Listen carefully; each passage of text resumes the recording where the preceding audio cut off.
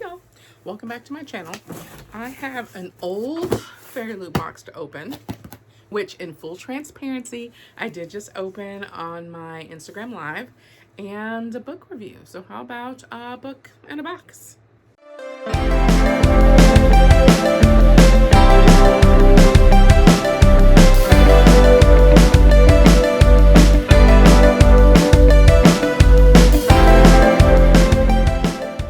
This box is actually from August of 2023. I didn't realize that it hadn't been opened. It was just sitting over here in my pile of crap. And I was like, oh my god, the tape has not been broken on this. I never opened it. So let me just take you through it real fast since I already know what's in there. Here's the spoiler card. The theme for August was reap what you sow. So you might guess that there's a death theme in general, and you would be right. So one super cool thing that seems a little bit random is a set of metal straws. Of course, all sets of metal straws also come with a metal straw cleaner. And these metal straws have a skull and crossbones pattern on them. They're kind of short, which is a little bit weird because I feel like most of the things I drink using a straw are in tall glasses. Also in this box is a tumbler. So the metal straws aren't inspired by any bookish fandom. They are just in theme with the box. It also came with a glass tumbler inspired by Belladonna, and it says, "You are mine and I am yours, and together this world is ours." I have checked Belladonna out from the library at least once, if not twice, and haven't read it yet, so that makes me sad. But it's impossible to read everything. It's so impossible. But love the tumbler. Then, let's see. We have these booked page tabs, which if I could get into annotating would be amazing. Maybe I will. Every year, I think I'm going to annotate at least one book. I think I need to read a book through all the way once and then annotate it, which means that I'd have to read it twice, and I don't reread a lot of books. But maybe if I read a book in audio and then tried to annotate the paper version, I don't know. Any tips for annotating? Drop them below. Every Fairy Loot box comes with a set of tarot cards. These are from the box this month, from the book this month, which I'll show you in a second. Then we also got this Gothic sticker sheet.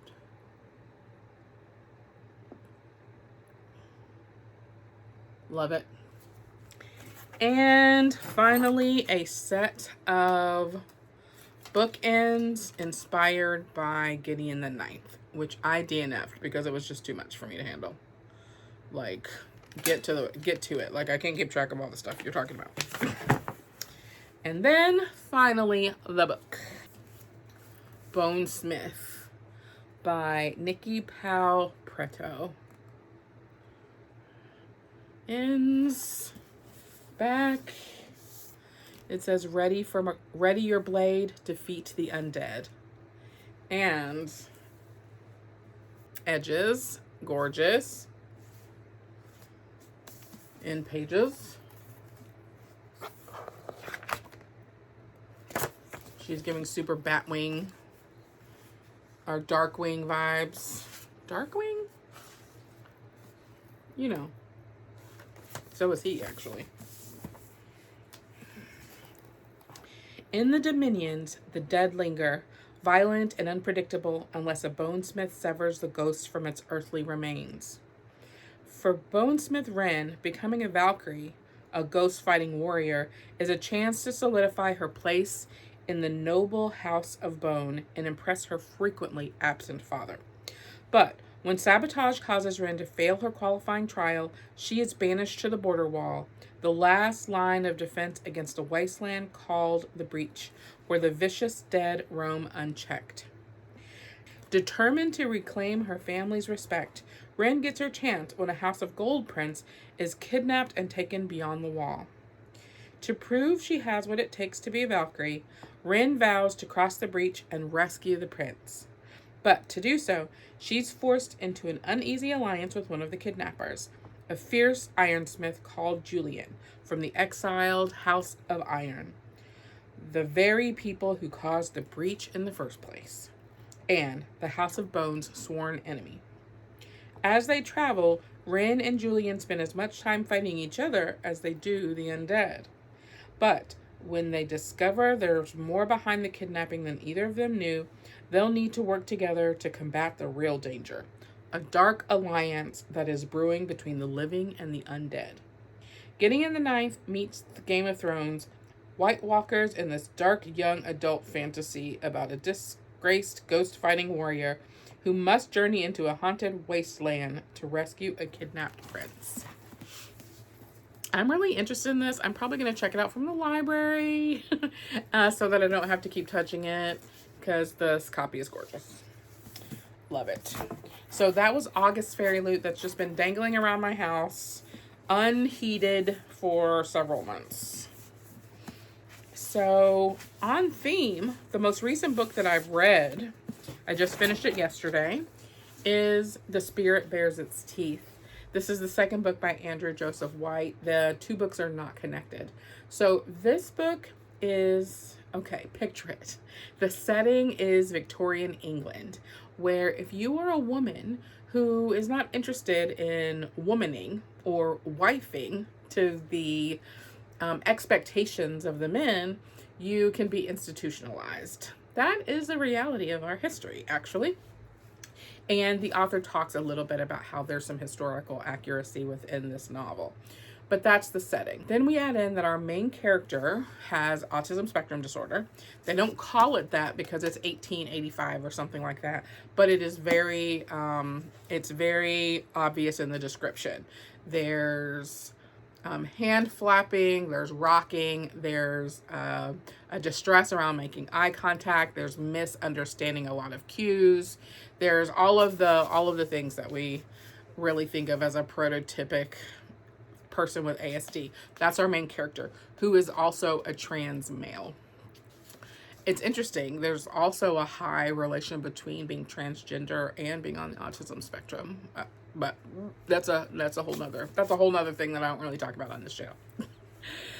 Anyway, our main character, Silas, is expected to behave like a woman and to be very excited about being paired with a rich man, because in this world, of course, very, very similar to the world that we're talking about, young women are sort of bartered to wealthy men to join their family as new wives to produce an heir.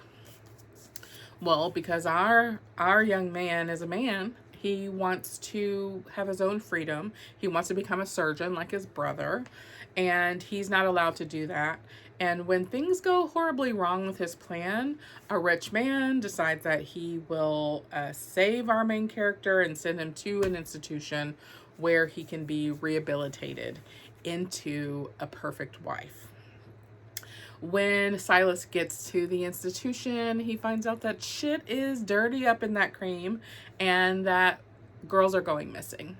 And the girls are all in there for various reasons, not all of whom have to do with, the third layer of the book, which is that violet-eyed people in the book, those born with purple eyes, have the ability to manipulate the veil, which is thinning, between dead and living people. But women are not allowed to use that power. They are trained at a very young age to never use the power, and they could be killed if they're caught breaking this law. Of course, our main character is a violet-eyed person.